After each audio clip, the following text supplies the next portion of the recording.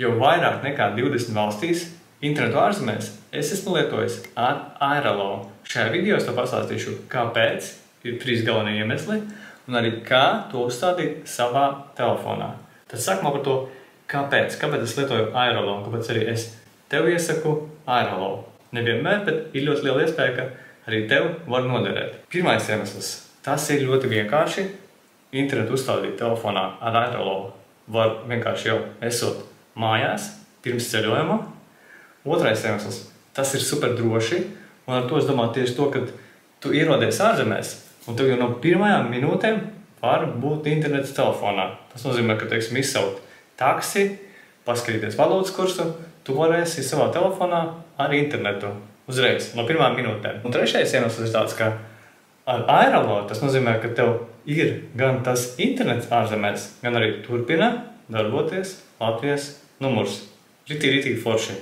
Un tagad parādīšu, kā to uzstādīt savā telefonā.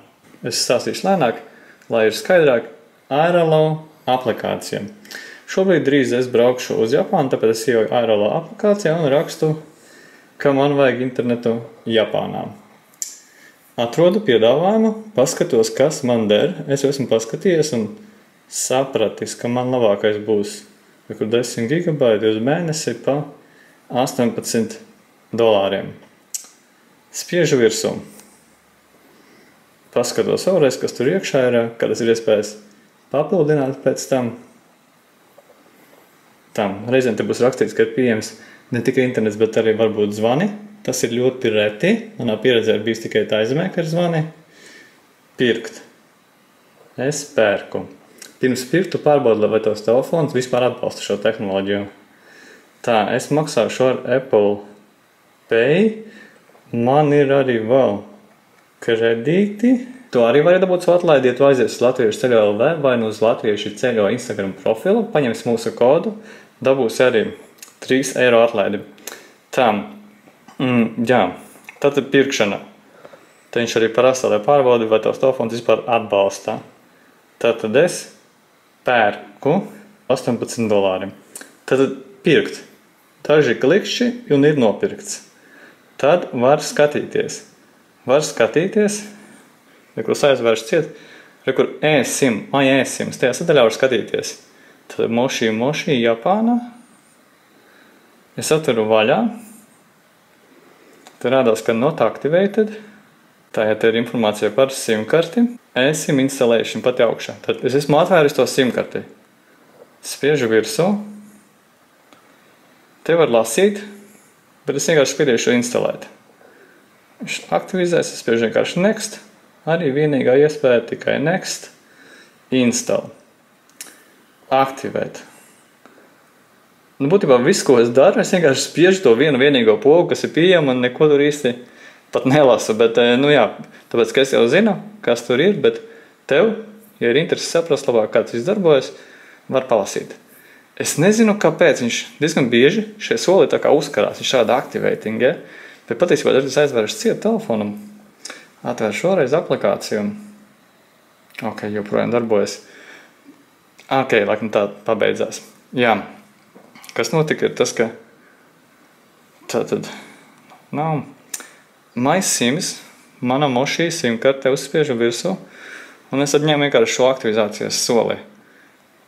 Lai, not activated. Ir activated. Jā. Nopirku, un tad aktivizēju aplikācijā. Otrs, kas ir jāizdara, tad ir jāiziet telefona iestatījumos. Mobile services.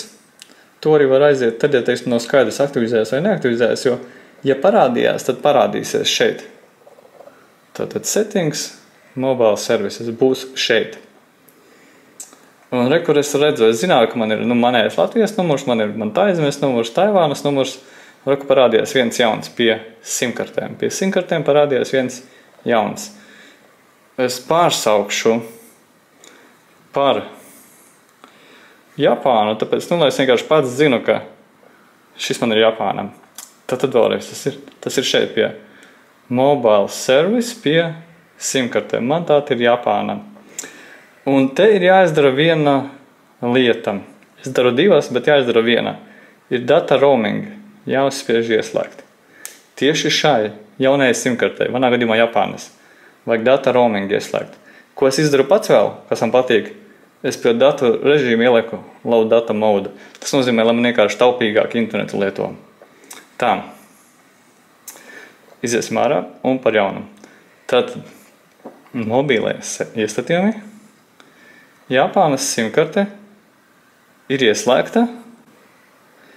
Ir ieslēgts roamings. Un tas ir viss tād. Tā simkarte tā darbosies. Un tā, kas man jādara, es teiksim, šobrīd neesmu Japānā, bet tagad es iebraukšu iekšā Japānā.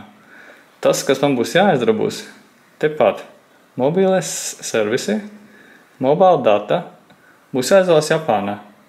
Viss tieši tik vienkārši. Nevis Latvijas numurs, bet vienkārši Japānas numurs. Un viss. Un man Japānā sāks darboties internets.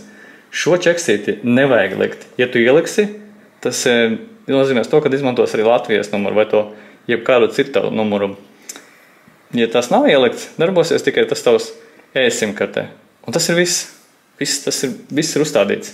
Atceries, ka Airolo darbosies tikai tad, ja tavs telefons atbalsta e-sim tehnoloģiju. Vai tas atbalsta vai nē, to var pārbaudīt Airolo mājaslapā. Viņiem ir vesels saraksts ar telefoniem, kuri to atbalsta. Atbalsta, teiksim, visi iPhone sākot no kaut kāda, man šķiet jau 2019. Gada apmēram. Tā kā, ritīgi sen, man liekas, varbūt gadus 6-7 jau visi iPhone atbalsta. Samsungi jaunākie, labākie. Pārbauda to. Tas ir svarīgi, jo, ja neatbalsta, tas nedarbosies.